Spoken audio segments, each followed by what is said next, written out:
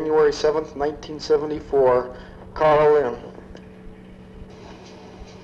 Actually, I'm so delighted to be here and especially see evidence of from our own hypersensitivity to light. I just like the light of candles so much more than the fluorescent lights that we are exposed to so much. Having spent today in Indianapolis with students and the chairman of the Department of Landscape Architecture, I didn't have a chance to work with you on this very room. Somehow I found it necessary to not only conjecture about the impact of physical surroundings on one's behavior, but actually work on the very spaces within which one convenes. So I was apprehensive about this very room, which I thought might be as formal as most rooms are in universities. And I wanted to show you an example of a room that I had to lecture in at the University of Louisville. Fortunately, before this lecture, a week before, I had a chance to inspect this room, and I realized that I had to do something about the quality, the ambience of the space within which I had to speak. Because that which I wanted to speak about, I couldn't possibly share in this kind of atmosphere. So when the people came, and the lecture was called Imprints, namely, you know, our own imprints of use on our physical surroundings, what did the audience in fact feel about the space within which they convened? And they all talked about the room being impersonal, the light being glaring, it makes everybody look like death warmed over, but they all came to the conclusion that one couldn't do much about it. And I told him, apologizing, that I acted unilaterally, doing something about this lighting. And if that which I did do didn't appeal to them, we could always go back to this kind of lighting. So I went over to the door and switched one set of lights off and turned on another one. And the quality of lighting changed rather dramatically by just scattering a few incandescent lights around it. And the audience found it so much more acceptable. The object lesson is that it really doesn't take much to effect changes in your reality. That our life is very short, that if you use a little bit resourcefulness, imagination, we in fact can make sure that we don't waste these precious moments that we can share with one another. From this one room, we moved to another larger auditorium. And one of the students and the husband lived on the cemetery. They were in charge of the cemetery. So we had candles galore. And some art student, for some reason, had some tiles in the basement. So we had these leftover tiles, and in no time flat, this one other auditorium became really very marvelous space. And you might see in front of you these little yellow dots. This was my personal contribution to this occasion of meeting. It was just at the transition between winter and spring. And one was really very depressed because winter seemed at that time in middle March very, very long and dreary. It might have been even a little later than that. Anyhow, I got hold of some forsythia, some yellow forsythia that was forced into bloom, and this was my gesture of welcome. And we all realized that there was more to the yellow forsythia than just the yellow forsythia. It somehow signaled the coming of spring. I found another marvelous resource in Louisville, Kentucky, that is washed ashore yearly by the river, driftwood. And driftwood became really a very exciting candle holder. So we used driftwood ever since then in large quantities to provide for us the kind of atmosphere we like to convene within. Now you realize how happy I am with your candles. We moved yet into another quarter. This was a 6-session workshop in Louisville, Kentucky that I conducted last spring under the name of Towards a Humane Environment. We ended up at a Red Barn, which is a student-run facility.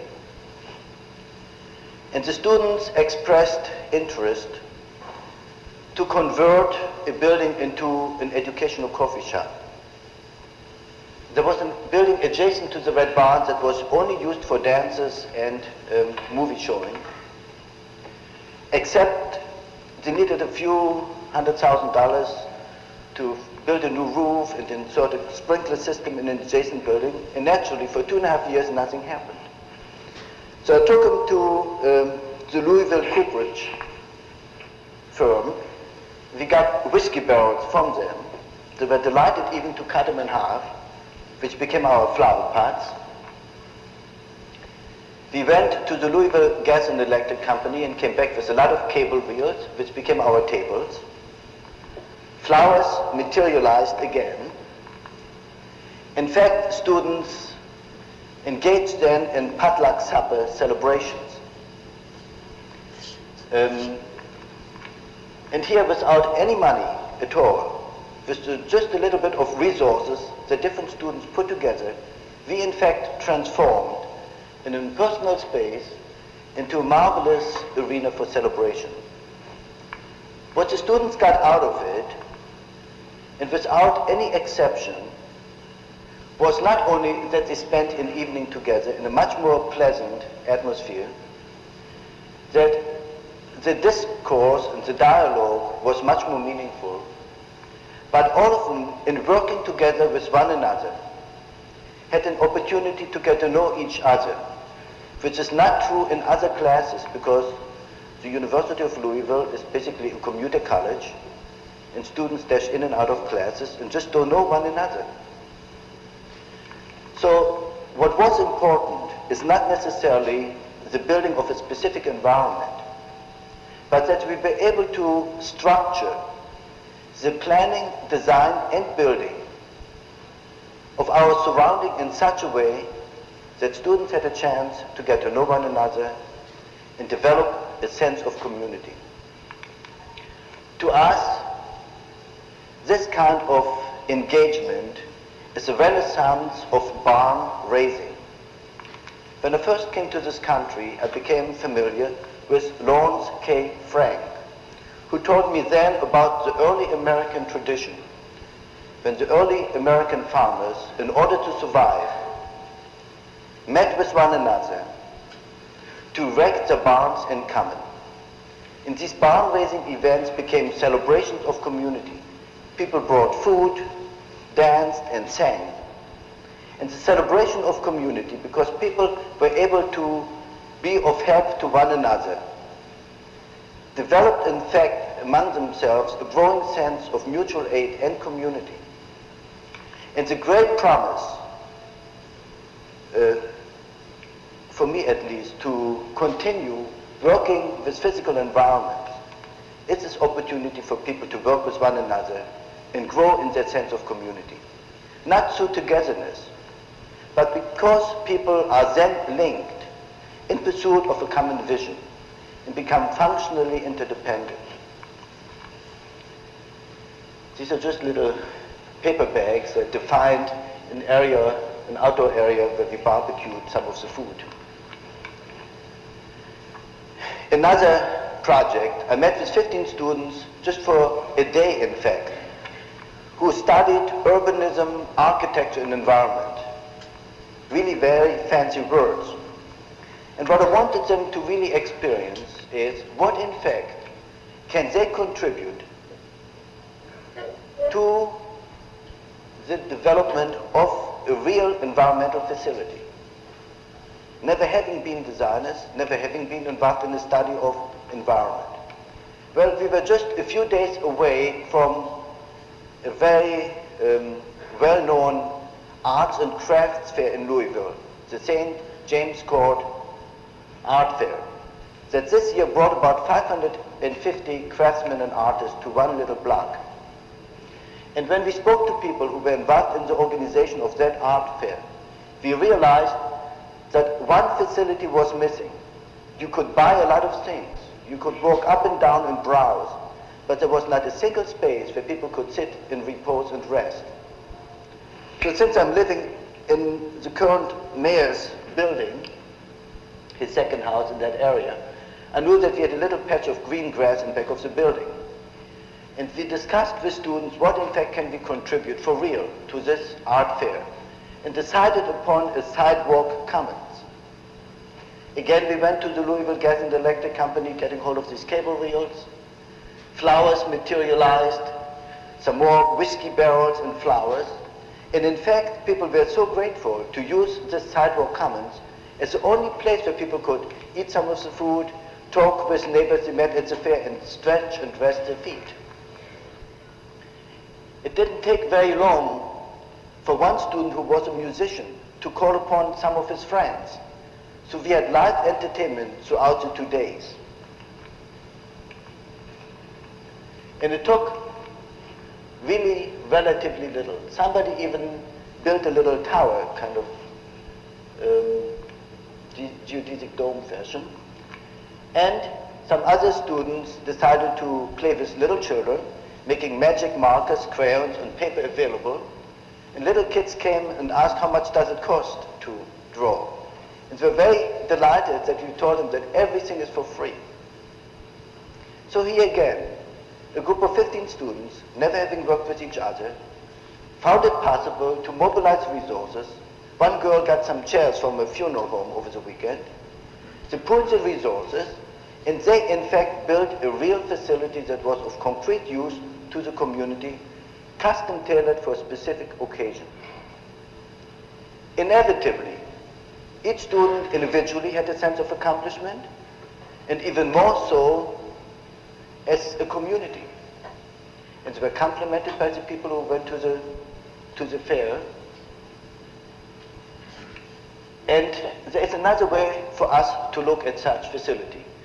You might tell me, well, so what, cable reels, it's really not significant. What has this got to do to serious environmental planning and development? From my own experience as a landscape architect, in the development of physical spaces, one component I think has been missing in our discipline, namely that of research and development. No other field goes from tentative conjecture to final construction. I can just see airplane designed in such a way that you go right from the blueprint, into an airport. You can look at a sidewalk commons as we designed it as a simulation environment. We could learn so much as to the sizes of tables that are comfortable, what kind of distance do people really choose to sit, close or away from each other, what height of table, etc., etc. And I'm suggesting strongly that very much in our schools, we should start to really experiment with environmental settings, that we should constantly create mock-up environments to immediately get behavioral feedback as a very significant learning opportunity. Not to speak of our practice, but would help us a great deal to work towards a kind of environmental development which you might consider incremental, which is easier to do in open space than in architectural construction. I realize that. But so many times we are disappointed that that which we conjecture, despite all our beautiful renderings, despite all our hopes and anticipation, the actual use of spaces that is being built doesn't realize our initial expectation. This is almost true of every playground that was ever built. The per capita investment of child in a playground and the actual use makes these facilities not very economical. In another instance, I was asked by some students in Boston, students of the Massachusetts College of Art, to help them plan an event that would allow them to celebrate Ecology or Earth Day appropriately.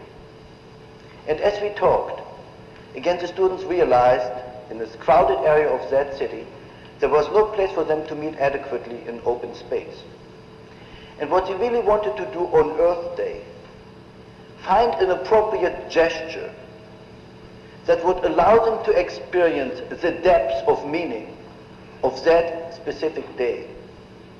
This new growing concern with ecological survival, with our whole threat to our organic linkage to our natural world, somehow is put into focus on Earth Day or Ecology Day. When the opportunity came up for them to in fact literally dig in soil and earth and transform a parking lot into friable soil, this seemed to them an appropriate act to celebrate Earth Day. So they in fact converted hard pan soil to a friable garden, and every student developed blisters. And the very fact that they had to work hard and was not just make-believe work, it gave all of them a sense that they in fact paid tribute to that day in an appropriate fashion. And it wasn't only students who worked. Faculty came with their children. And again, in working together, they developed a growing sense of community, both among the students as well among students and faculty. And over the summer, weeds grew. When students came back in the fall, they weeded it. And I just want to show you the environs within which this green oasis, in fact, grew. And it was not accidental that, I'm partly embarrassed to talk about it, but it was nevertheless a moving experience to me.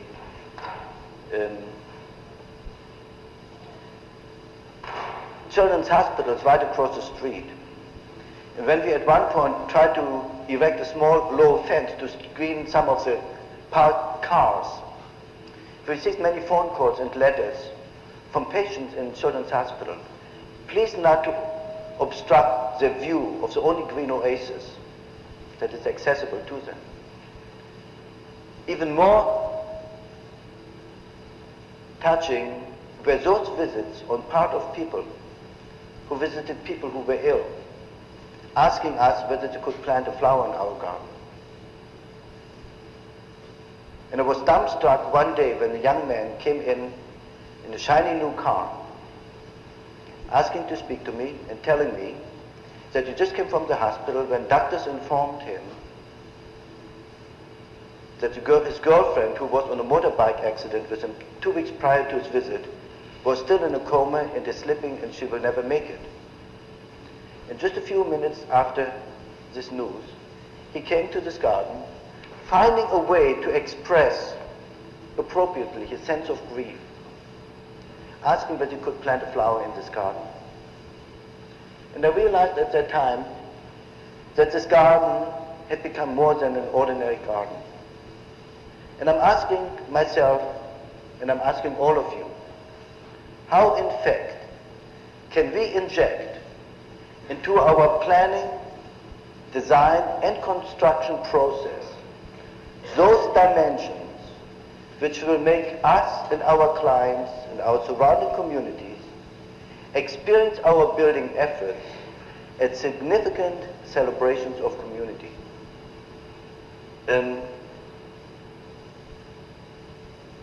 I was present, I think it was just 2 months ago,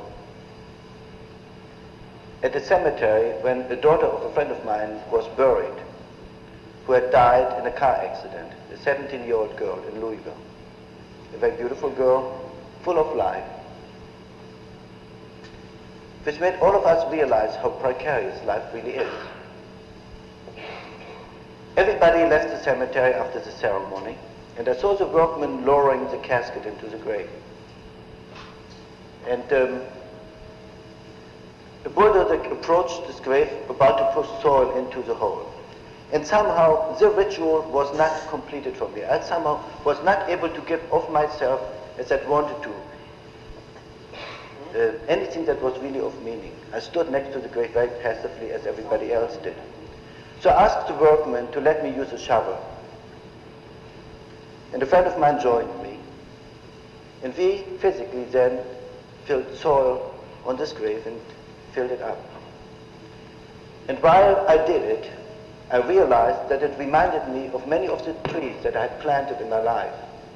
Because in each instance, there was a pit in front of you, pile of soil, you used the shovel and you filled the soil around the tree. And then I thought, if I had this craving to plant a tree in memory of a girl, as a symbol of rebirth, the 100 people who were present each could have planted a tree. And then I thought of our whole sense of greening and all the resurgence and interest in green plants. This new addiction that we all experience as we surround ourselves with symbols of life, namely growing plants. Don't we all somehow express our concern with survival? Don't all of us somehow trying to find a way to act affirmatively and give tangible evidence of our affirmation?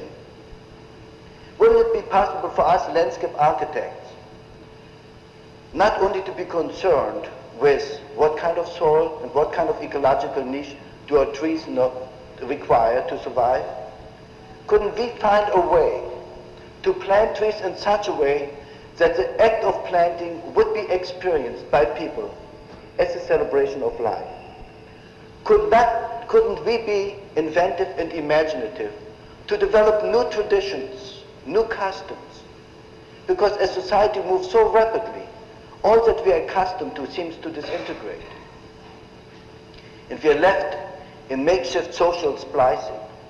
Wouldn't it be wonderful if I would plant a tree in each town to celebrate the birth of a child, so that child and tree can grow together, taking care of each other? Wouldn't it be wonderful, in fact, if we do plant trees not only in sadness when somebody dies, but to celebrate new life? And these are just a few examples. And some of these occasions are already with us. In fact, Arbor Day was supposed to be such day. But what we have to do in our discipline, I believe, is to add to our team of experts new members. In the past, we learned, or recently as landscape architects, we learned to work with mineralogists, hydrologists, etc., as our work became more ecologically oriented. I will tell you more specifically later on about our new team members coming from churches, coming from the theater, coming from all those who can add this very poetic dimension that will allow us to elevate, to transform our building efforts into significant celebrations of community. I had an occasion to work with 3 students who were about to graduate from MIT's School of Architecture in the late 60s.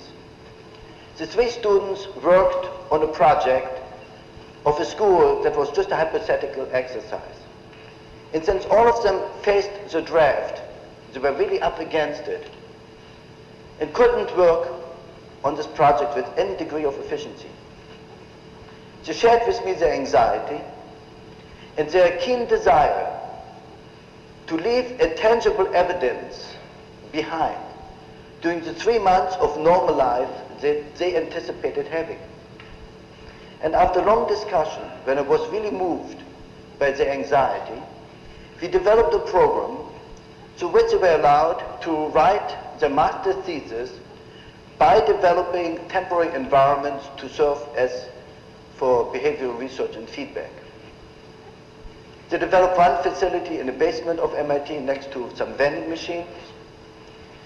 And on a Sunday, when Dr. King was assassinated, we met with one another, sharing this event, and asking us, is it possible for us to create a temporary facility that would allow the MIT community to pay their tribute in common? And we deliberately designed a temporary memorial environment that allowed many, many people to participate in its building. And among other things, I bought 250 red geranium and placed them on this parapet. And people helped themselves silently to these geraniums and planted them. And we all knew that the act of planting red geraniums on that occasion was more than an ordinary act of planting of red geraniums. There was an appropriateness in the gesture, there was an appropriateness in the color, and that the fact that the plants were living, growing creatures added an important dimension to the celebration of that sad occasion. Now, if MIT had planted anew each year a bed of red geraniums, maybe MIT as an institution would have earned the right to permanent plaque in memory of Dr. King. But they didn't. Going to Spain, where traditions are still intact, in a poor village on the east coast of Spain, below Costa Brava, poor people, to celebrate a religious holiday once a year, buy a lot of flowers. And since flowers are very much in popular demand, they don't cost that much money. They happen to be a whole pile of carnations. And for weeks, people sit cutting petals of carnations. For weeks. And as people work with each other, somebody brings a bottle of wine, somebody else brings a guitar, and community happens because it happens. The teenagers get together and decide on designs of flower carpets and compete with each other, each block, each street. Some families work with one another. And then these pictures I took shortly after midnight, in the early morning. I wish I had a film, movie camera with me. Flower carpets grew in front of my eyes. Petals of flowers. And ever since I visited Sitges, I can never look at streets, you know, with ordinary eyes. I always see streets in the potential unfolding. Now imagine, they worked for weeks to celebrate this religious holiday, holiday of a saint. In the afternoon, a procession walks over these flower carpets. The streets are narrow, the layer of petals about 1.5 inches thick, and because they're moistened down, the wind doesn't blow them away. But they're there only for one day. So imagine that year after year, and decade after decade, and century after century, the procession walks over these flower petals. Until finally, these petals are pressed permanently into the pavement, miraculously transformed into mosaics. I think I made a jump, you can imagine, but the building of environment, a dimension of the building of physical environment, to me is very much related to that relationship between the intensity of celebration and the massiveness of structure that we use or should use. Let me give you 2 examples because I think it's an important point. A group of teenagers, I think I even have a slide of it. A group of teenagers asked me once to help them build an amphitheater because they like to dance.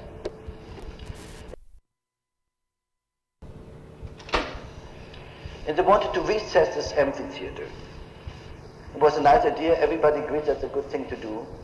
And then they started digging, week after week after week. Well, halfway along the digging, they ran out of steam. And it took me every kind of persuasion and coaxing to get them to finish the amphitheater. And then I realized that I did something quite wrong about it. That I should have started with a simulation environment. If in fact somebody expresses a desire to dance, it's very easy, you can improvise a stage. If a week later you still want to dance and you bring your friends along, you can take some wooden logs and sit on them. If a month later the dancing has established itself as an ongoing event, You take then some boards and link these different larks together, people sit on it. Then you put lark upon lark and board upon board, and if after half a year, let's say, dancing really takes place, maybe at that time, after the activity had cemented itself, you then take these boards and you are then entitled to pour an amphitheater more permanently into concrete. But we are not doing it. Whenever an activity is exciting, let's say a summer stock theater, you know, still improvises, works out of a tent. No sooner does this group become successful and get hold of some money and end up in a fancy building, the whole spirit flies out of the window. And this happens over and over and over again. And this is a very strange thing to say. It's a tremendous indictment to our own profession.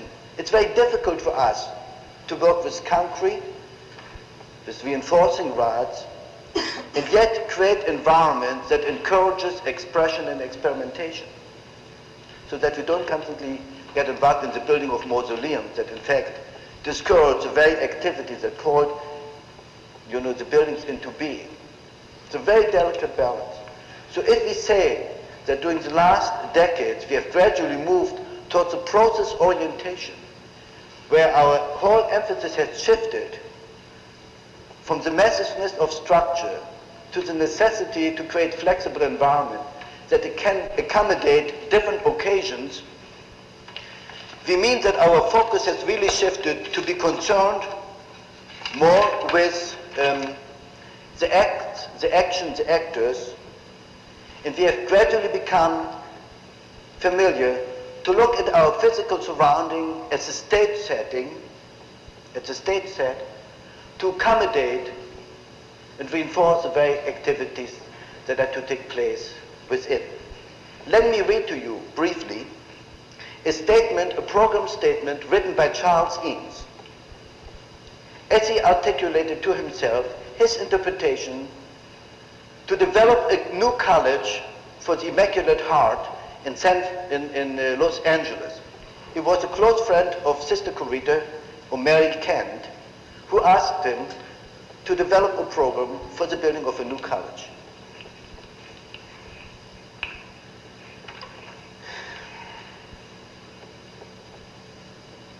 The Sisters of the Immaculate Heart occupy a peculiar place in the heart of the community in which they work. The uniqueness of this place in our hearts becomes evident when we know that they will be torn from what we on the outside have considered their comfortable quarters.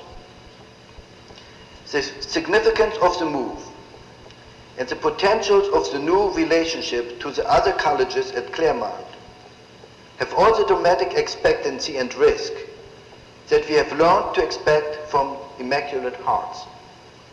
Now mind you, this was written by Charles Eames, architect, furniture designer, filmmaker, a real Renaissance person of the 20th century.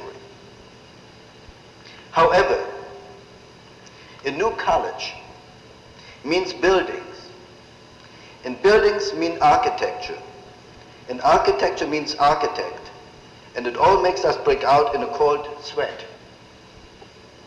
If only they were moving into an evacuated army barrack, or an abandoned monastery, or some really great old warehouse, then we would have complete faith.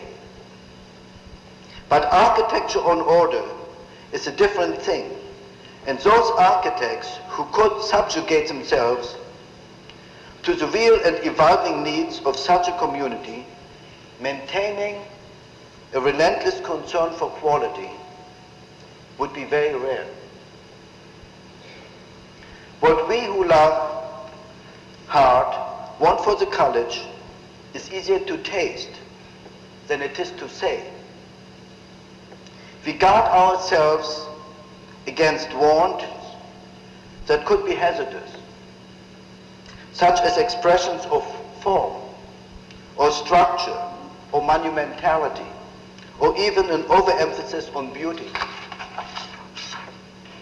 We want a college that will shelter those within it on the sad days, as well as the gay days. A system of buildings that will not be embarrassed by complete changes of program. A structure that can be scotch-taped, nailed into, thumbtacked, and still not lose its dignity. Spaces that will welcome and enhance teaching machines, as well as celebrations and pageants. Materials that will not tend to become shoddy and will still show a response to care. One would hope that the experience of the buildings would seem so natural that the question of their having been designed could never come up. We want these buildings to demand something of those who enter them and to enrich and shelter those who remain within. We know now why gurus chose caves. I met this little girl in one of the slums of San Juan, and had a sense, if a native sense of form and shape and color would have been encouraged and respected, it would have provided them the underpinning for an architecture that creates the kind of richness that you see in some towns in other cultures. Since the growing concern of citizens throughout the United States has grown to a point where people not only express concern about the destruction of the natural landscape, the concern with air pollution, but it has grown to a point where people have started to take action that resulted in the active participation in the development of their physical surroundings. In New York City, a group that's called City Arts, working for many years out of the park system of New York City, have set up a workshop in downtown Manhattan as Washington Square was under renovation. And children who lived around Washington Square and adults learned how to prefabricate tiles. And that's what they infected. Each one made his own little triangular stepping stone. When you put it all together, it has an intricacy, a richness that can never be accomplished if our designs are the result of preconceptions that come out only of the office of a designer, let's say. They call it Patchwork Plaza. And having lived in Kentucky now for a year, it has become to me not only a barn-raising effort, but an environmental quilting bee, to refer to another tradition. That's exactly a quilting bee, except it's not a quilt that is being put together, but a plaza is being put together. You can imagine how, in fact, the residents feel about their plaza, having built it, having injected into it their own imagination. They protect it, they feel possessive about it, and they develop a sense of belonging. Now, what I would like to suggest to you is that what we're dealing with is not only a nice kind of gesture to have people participate and play around a little bit. We're really talking about the challenge to develop a more superior aesthetic, a more superior environmental aesthetics. It's not accidental why the environmental profession is an aesthetic laggard. It's not accidental why poets, philosophers, musicians have far advanced in the understanding of a dynamic aesthetic system way beyond the environmental profession. Because it's so much easier to manipulate sounds and thoughts and notes than it is to manipulate reinforcing rods and concrete. And let me read to you one other statement written now maybe a decade ago in a letter to Edgar Kaufman Jr., who is the son of the Kaufman for whom Frank Lloyd Wright built Falling Waters. And Edgar Kaufman Jr. is very actively involved as the director of the Museum of Modern Art in New York City, teaching architecture also at Columbia University. And Lancelot Law White was requested by Edgar Kaufman to express himself on the design of organisms.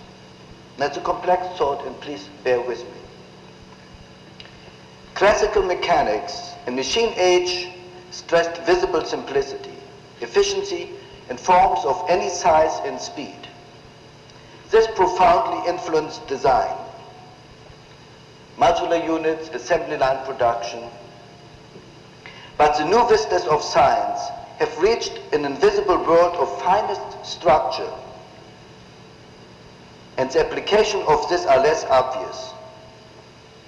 Certainly, if a world community is to develop, its way of thinking must be subtler, more organic, more aware of contrasts and of complexity, and of the coexistence of form of characteristic patterns, scales, and modes of change, invisible as well as visible. Perhaps most important philosophically and humanly will be the explicit recognition of the possibility of working integration of contrasted parts. What he means by that is that the modern composers such as a John Cage, a Stockhausen, a Xenakis, all the modern composers create a composition that is open-ended and open structured, which gives the individual artist an opportunity to add his own interpretation to the playing of a composition that is played anew each time it is being played. What it means, John Cage called it planned indeterminacy, which means that we don't control the minutiae. We're manipulating the degrees of freedom, which allows a design to constantly evolve. We do this on architecture on another level. We use the kind of wood that weathers. You know, cypress paneling weathers, which means that we're actually inviting the impact of weather to change the material so it can age with grace, and it gives us a whole different time dimension. We like the kind of trees, let's say like a cypress, Monterey cypress, that shows the effects of weather. And we say this tree has character, because it's really the result of interaction of environmental forces. Louis Kahn built many buildings that were built like sundials that reflect this constantly changing light as the sun moves over the building. This to me is an ecological aesthetics.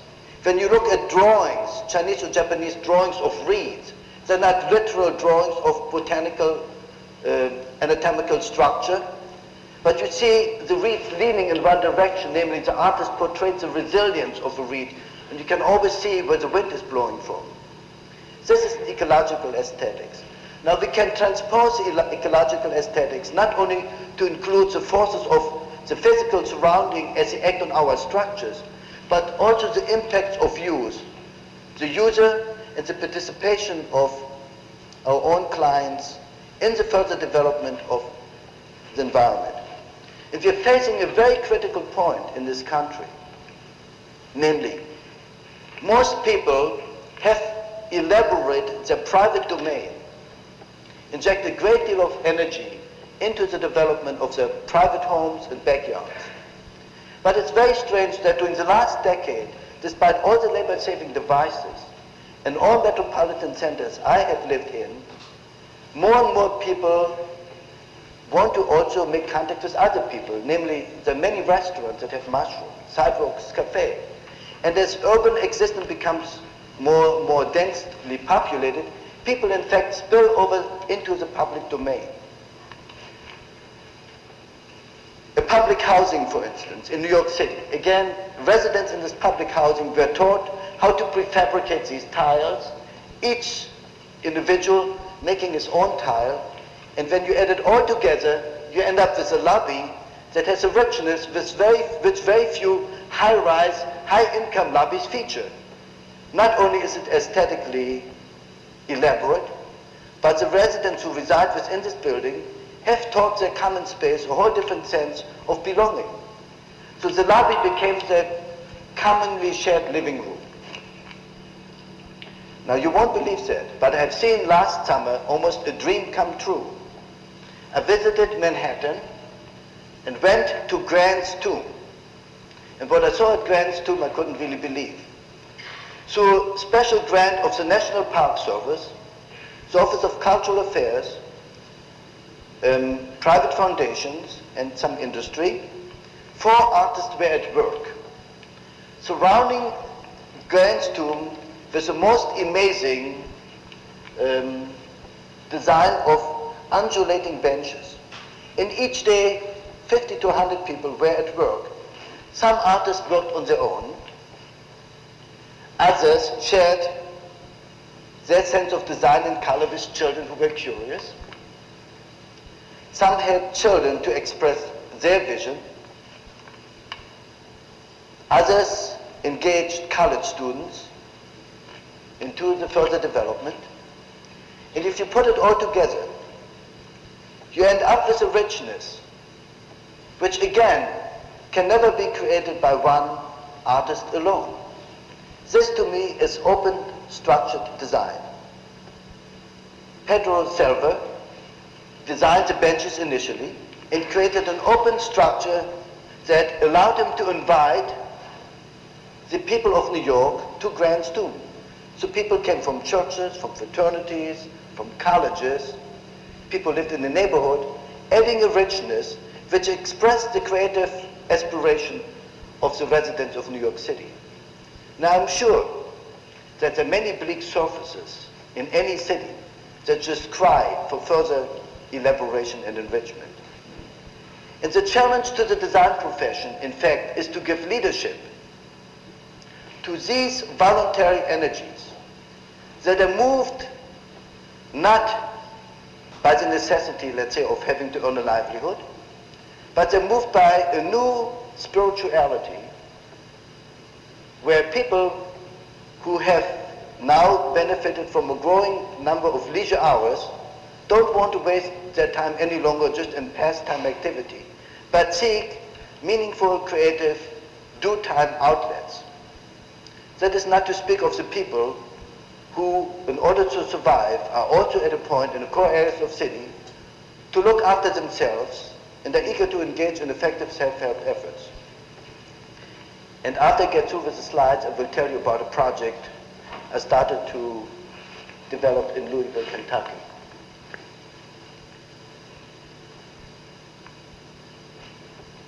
And I don't have to go to Barcelona any longer to see the work of Gaudi. You see? Now, I want to go now and really show you that this kind of work can take place on any possible dimension of environment. Okay? This is just an ordinary brick pavement. A patio I developed with some kids in the core area in Washington, D.C., in back of a parish. This was done by the same students of the Massachusetts College of Art, who not only did they desire to plant a garden, but they also wanted to develop a patio, yet they had no money. And brick, even used brick, cost a fortune. But we were fortunate to be given half bricks, an unlimited quantity that some demolition contractors had no use of. In fact, they were very pleased that we were able to take these half bricks.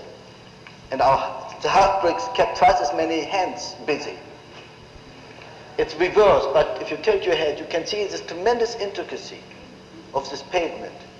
Yet it has continuity and rhythm, because the size of the brick was pretty similar, but many, many hands contributed to its building. Here, this was in the early 60s, through self-help in one of the worst areas in Philadelphia. We were able to build a commons. I call them neither parks, nor playgrounds, no toddlers, but neighborhood commons. In each block, small-scale facilities that allowed young and old to be in each other's presence, but not in each other's way.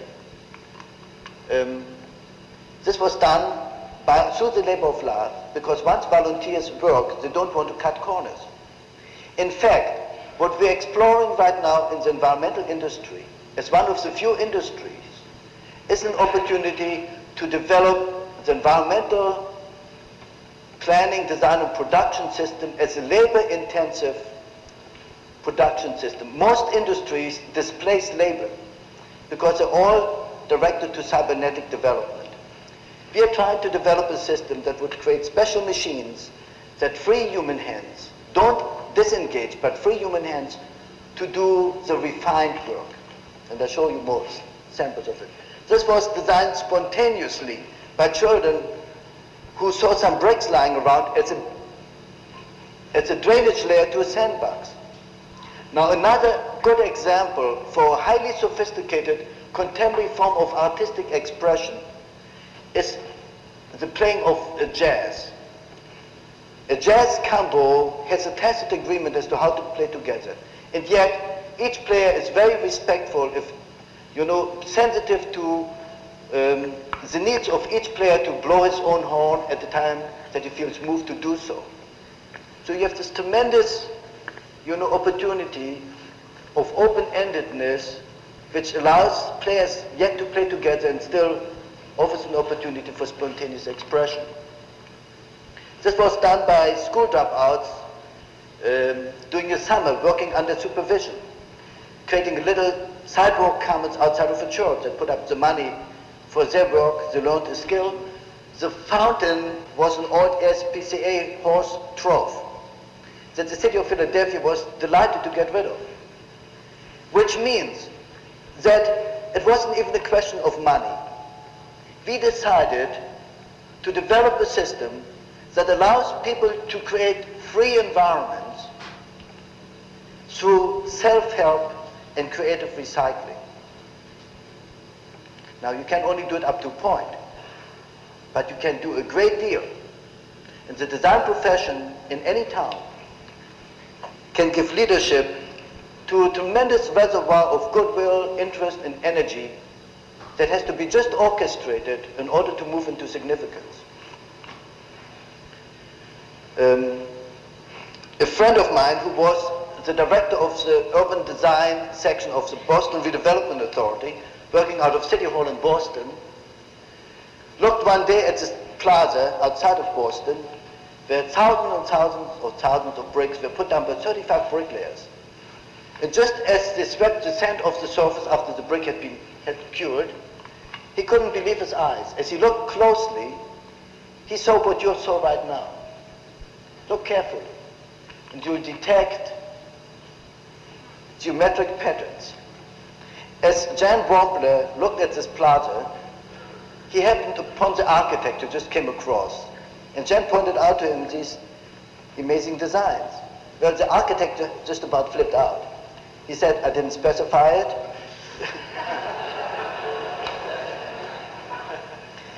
The 2% of black brick were supposed to be randomly scattered. Yank them out. Well, after further investigation, it turned out that one of the bricklayers, an Italian bricklayer, Tony, decided to do his own thing.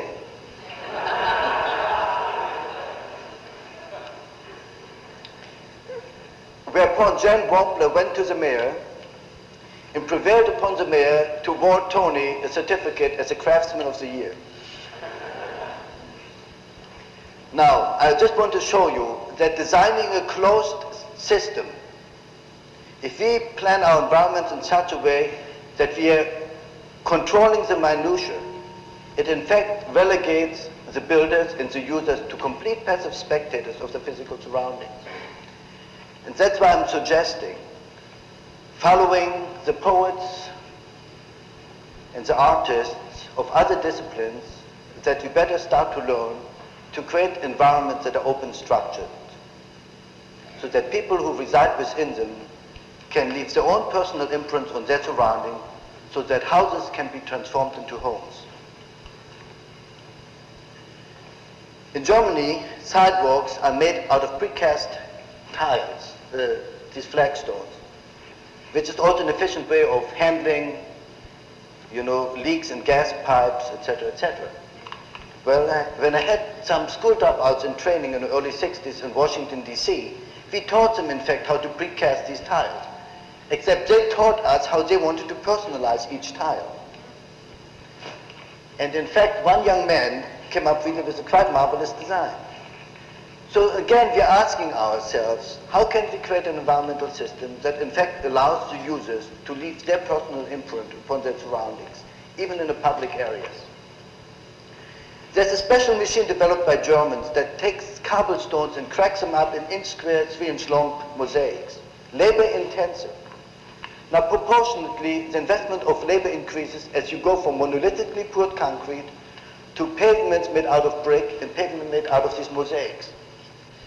And literally acres and acres in every major town in Germany are covered, not with impersonal bleak concrete, but with pavements of mosaics.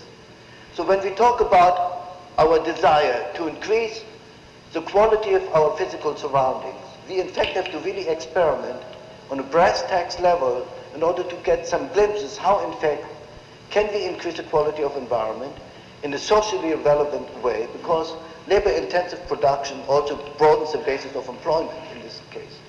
And since European towns have public budgets for the development of more intricate environment, I'm sure that sooner or later our own country will follow suit.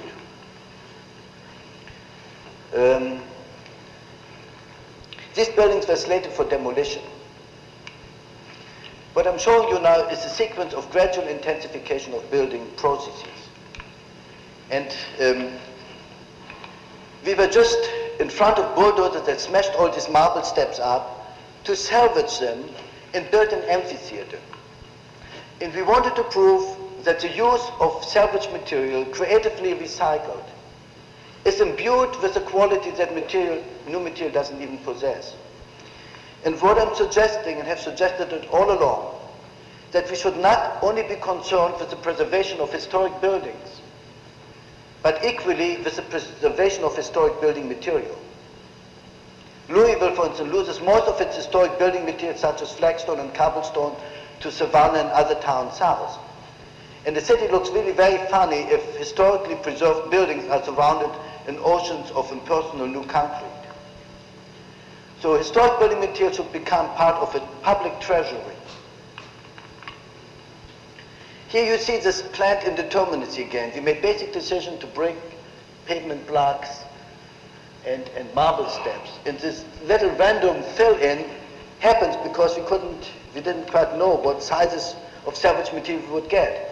This looks to me much more exciting than all the studied casualness that we're trying to inject into our designs when we're really trying very hard. And yet one can always track it down if something is studied casually too much. Planting. We're discussing in Louisville now. In fact, I convened a group that are called the Mass Greening of Louisville. And just like in this case, we worked with a gang in Philadelphia, went to the nursery, dug large trees, brought them to the city, planted them, in order for us to close the credibility gap that we constantly experience as we see more and more areas deteriorate, and all our investment in prima donna spaces just somehow never seems to turn the tide. We really have to start to develop a system that would be kind of a call to building, releasing the resources that are inherent in the community citywide.